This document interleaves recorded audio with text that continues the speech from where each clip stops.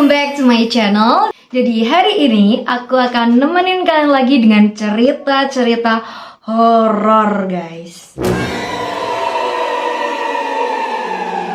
Nah, jadi Poppy Tales gonna tell you a story today.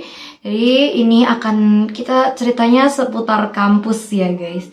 Kisah horor seseorang di kampus. Oke, siapin makanan kalian, siapin cemilan, siapin minuman, karena cerita ini akan segera dimulai. Semester 3 kemarin, jadwalku lagi padat-padatnya. Ada hari di mana kelas selesai hampir jam 8 malam. Aku kuliah di salah satu kampus swasta di Malang. Dan gedung fakultasku, kalau malam suasananya memang beda banget. Apalagi lantai 3 sampai lantai 1. Setiap habis maghrib, lampu lorong biasanya dimatiin sebagian untuk menghemat listrik.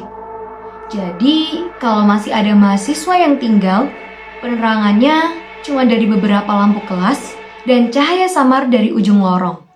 Waktu itu, kelasku selesai setelah maghrib. Tapi, aku belum bisa pulang karena masih ada tugas yang harus dikumpulkan besok. Jadi, aku memilih duduk sendiri di lantai 3 sambil ngerjain tugas dengan penerangan seadanya. Awalnya santai aja, walaupun jujur agak deg-degan juga, karena waktu itu aku lagi datang bulan. Dan entah kenapa, dari dulu orang-orang selalu bilang kalau lagi haid itu lebih sensitif sama hal-hal begituan. Aku tetap fokus ngetik tugas sambil sesekali turun naik tangga untuk mencari sinyal atau membeli minum. Aku memang lebih suka memakai tangga daripada lift. Dan aku sadar satu hal, gedung itu harusnya sepi. Karena kelas malam setelah jam 3 sore itu sedikit banget. Apalagi lantai 4 yang tadi aku lewatin. Bener-bener kosong, sunyi. Tetapi makin malam, aku malah ngerasa gedung itu rame banget. Rame yang gak normal. Seperti suara banyak orang ngobrol campur jadi satu. Samar, tapi jelas ada. Rasanya seperti duduk di tengah pasar atau keramaian kampus waktu siang. Padahal setauku, hampir gak ada kelas aktif malam itu. Aku mulai merinding. Tapi masih berusaha santai dan lanjut ngerjain tugas. Sampai akhirnya, aku mulai dengar suara orang ngobrol lebih jelas. Nadanya bukan kayak mahasiswa.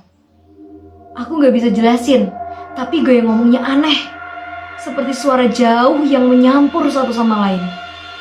Dan yang membuat aku makin gak nyaman, suara itu berasal dari arah lantai pasca sarjana.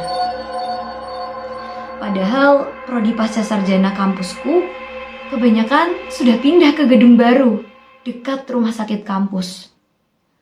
Harusnya area itu kosong. Aku mulai membaca doa pelan-pelan sambil pura-pura fokus dengan laptop.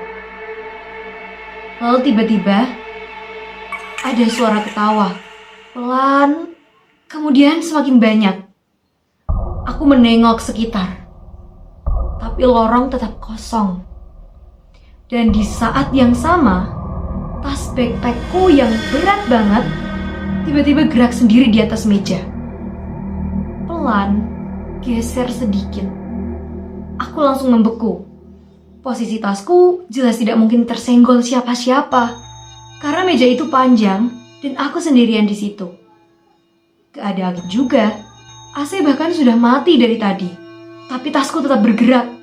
Aku mulai merasa kalau mereka sadar ada aku di situ. Suara ketawa itu muncul lagi. Kadang dari ujung lorong, kadang seperti tepat di belakangku. Anehnya, aku malah berusaha tenang. Aku lelah sekali malam itu. Sampai rasa takutku tertahan dengan rasa lelah. Hingga akhirnya, aku selesai mengerjakan tugas dan memutuskan untuk pulang. Sebelum pergi, entah kenapa aku ngomong pelan sambil beresin barang. Udah ya, aku capek. Dan detik itu juga, semua suara berhenti. Hening. Yang membuat aku langsung merinding adalah cara semuanya tiba-tiba diam. Karena kalau itu memang suara mahasiswa lain, pasti bakal tetap ada suara ngobrol atau langkah kaki. Tapi ini tidak. Mereka beneran berhenti setelah aku ngomong. Aku langsung buru-buru turun ke parkiran.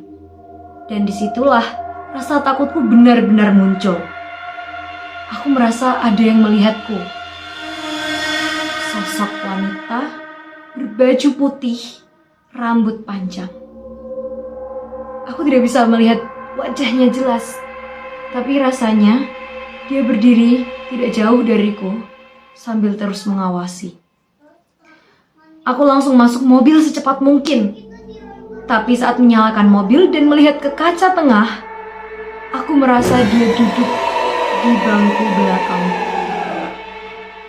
Aku seketika kaku. Aku coba berpikir positif. Mungkin hanya halusinasi karena lelah.